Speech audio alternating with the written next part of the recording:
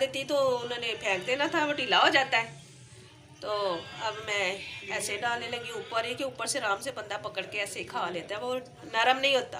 अंदर डाले तो फिर नरम हो जाता है। ये मैं ये रखा है मैंने, ठीक है। और ये पिस्ता, ठीक है, पिस्ता। और ये बादाम, ठीक है।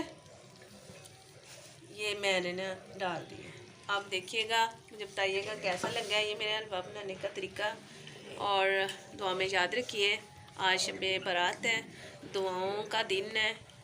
मैं भी आप सबके लिए दुआ मांगूंगी, आप मेरे लिए दुआ मांगे। अल्लाह ताला हम सबको माफ़ कर दे, हमारी मग़फ़िरत फरमाए, हमारे माँ बाप की, हमारे आने वाली नस्लों की अल्लाह ताला माफ़ कर दे हम सबको। और दुआ में याद रखिए। अगली रेसिपी में मिलेंगे। अल्लाह हाफिज़।